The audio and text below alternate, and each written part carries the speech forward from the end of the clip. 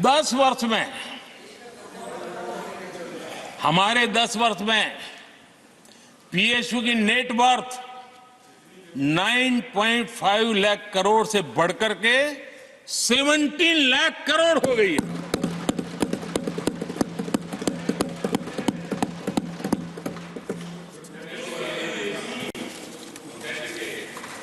आदरणीय सभापति जी, इनका हाथ जहां भी लगता है ना, उसका डूबना तय हो जाता है, और उससे यही दशा करके उन्होंने छोड़ी थी। हम मेहनत करके इतनी बाहर लाए, इतनी प्रतिष्ठा बढ़ी है। आपको खुशी होनी चाहिए, भ्रम मत फैलाइए, बाजार में हवा ऐसी न फैलाइए कि देश के सामान्य निवेशक के मन को उलझन में आ जाए। ऐसा काम आप नहीं कर सकते। आदरणीय सभापति जी, इन लोगों की मर्यादा इतनी है, अब इन्होंने अपने युवराज को एक स्टार्टअप बना करके दिया है। अभी वो नॉन स्टार्टर है।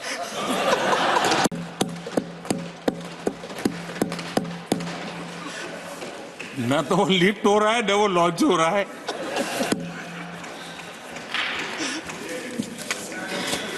आदरणीय सभापति जी,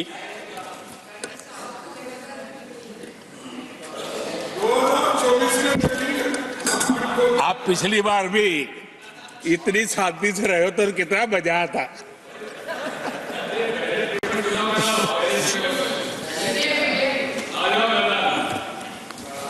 आदरणीय राष्ट्रपति जी, आदरणीय सभापति जी,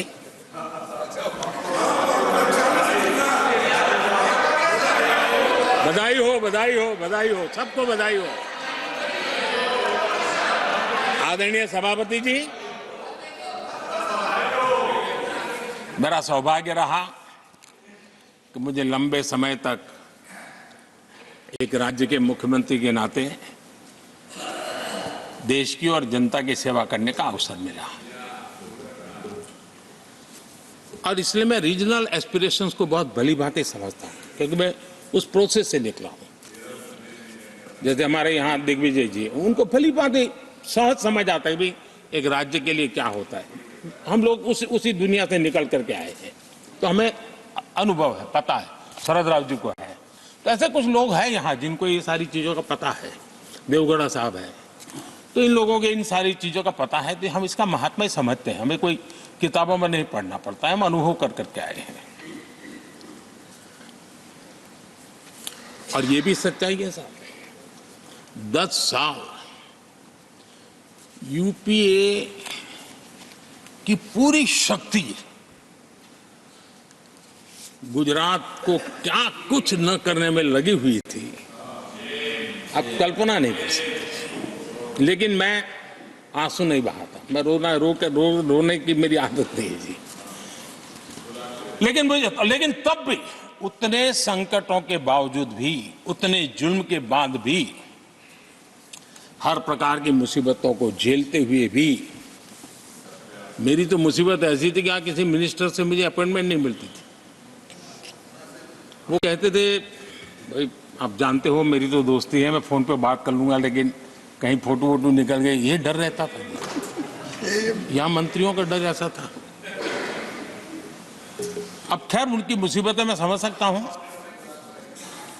मेरे यहाँ एक बार बहुत प्राकृतिक आपदा आई, मैंने उस समय प्रधानमंत्री जी को बड़ा रिक्वेस्ट किया कि आप आइए, एक बार जरा देख लीजिए। उनका कार्यक्रम बना, फिर साहब एक एडवाइजरी कमेटी बनी थी ना, शायद वहां से हुक्म आया, तो कोई हेलीकॉप्टर से हवाई निरीक्षण करे वो तो मैं समझ सकता हूँ। साहब वो कार्यक्रम बदल करके साउथ में किस राज्य में गए तो मुझे याद नहीं रहा आज, और बोले हम हवाई जहाज से ऊपर से देख लेंगे, हम गुजरात में नहीं आएंगे। मैं सूरत पहुंचा हुआ था, वो आने वाले थे, मैं जानता हूं आखिर में क्या हुआ होगा। तो आप कल्पना कर सकते हैं साहब, प्राकृतिक आपदा में भी मैंने ऐसी मुसीबतों को झेला है, लेकिन उसके बावजूद भी उस समय भी मेरा मंत्र था, आज भी मेरा मंत्र है कि देश के विकास के लिए राज्य का विकास, भारत के विकास के लिए गुजरात का विकास, और हम सबको इसी रास्ते पर चलना चाहिए।